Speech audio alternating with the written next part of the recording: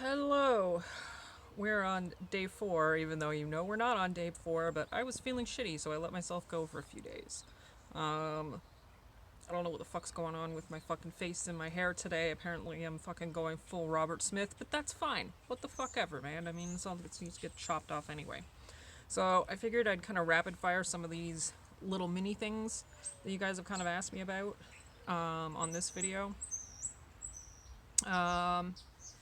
Sire Vince, my boy Vinx, said, "The Sire is here.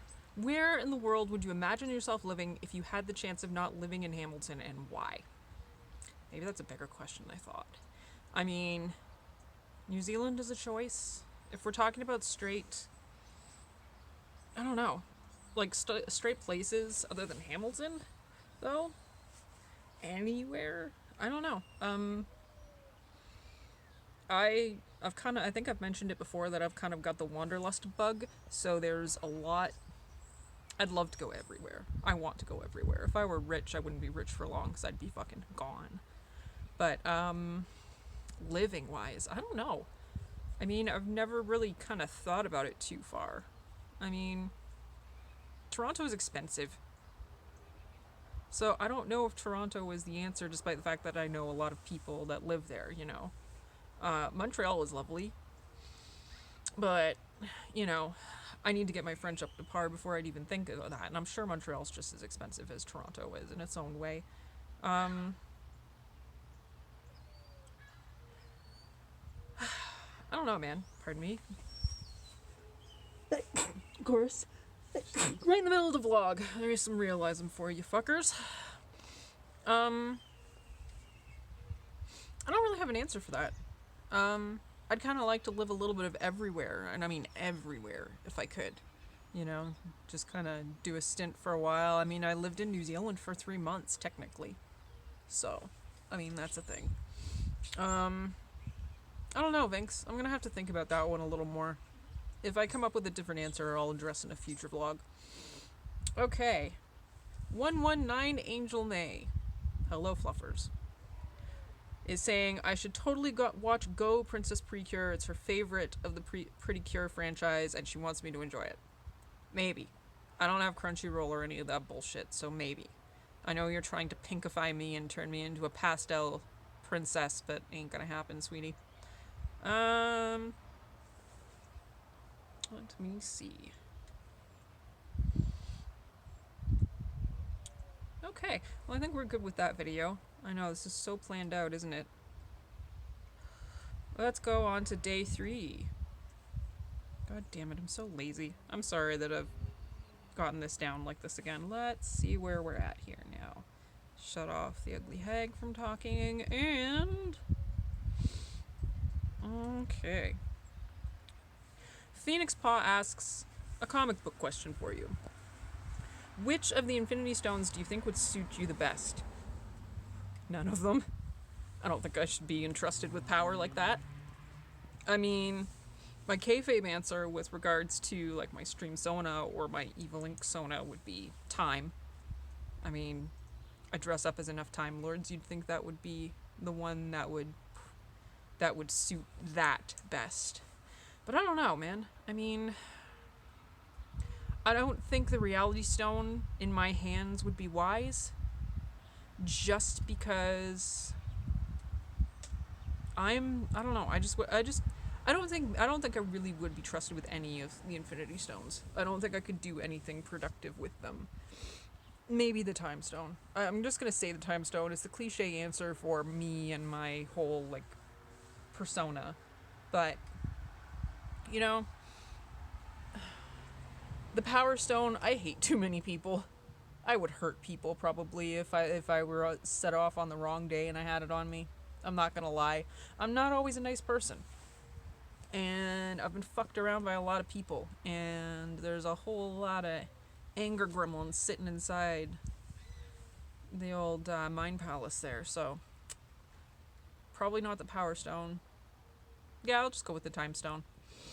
If you guys think you have a different answer to that, put it down in the comments below of this one and tell me why you think I'd be better suited to a different Infinity Stone. Okay. Well, I think the folks that identified with my childhood struggles and such with regards to bullying and that,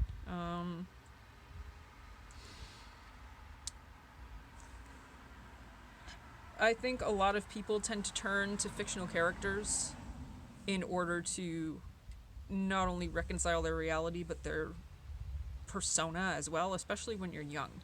You're always looking for people, and if you don't have someone in your real life that you feel like you can identify with, or you feel like they're the influence you're looking for, because plenty of people have influence on you in your life, but they're not often the ones that you would seek out yourself. So, sorry, I'm also kind of keeping an eye out because it looks like my mom and my sister have gone out, and I don't want them to come back in the middle of a vlog. We're gonna flip this over, and this is gonna be really fucky, but I don't care. It's my fucking vlog. Who gives a fuck about the quality?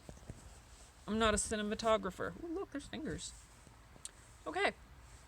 But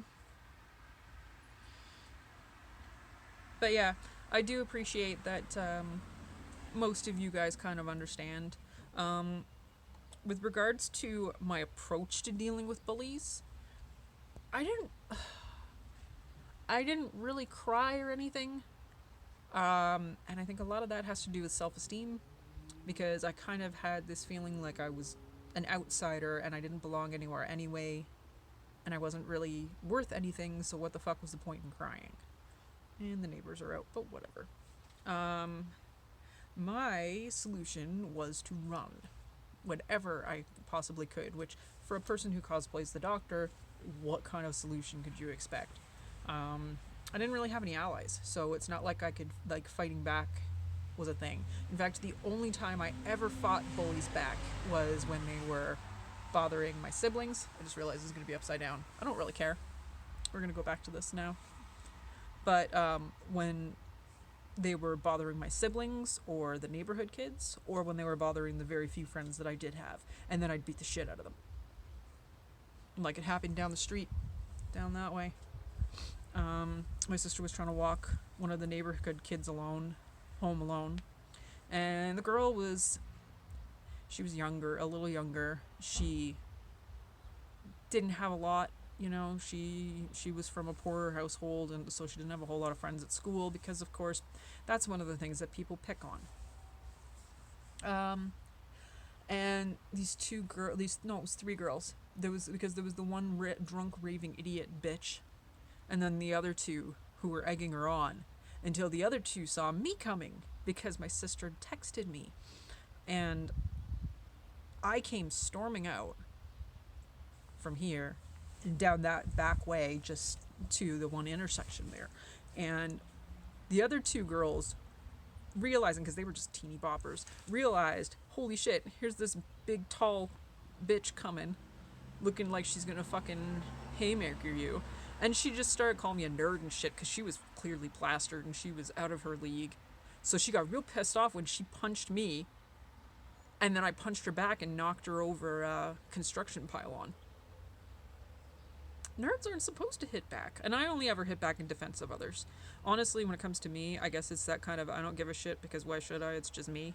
Which is a terrible attitude, I understand. I'm a little more proactive now, for the most part, but I mean, I'm not being bullied that much.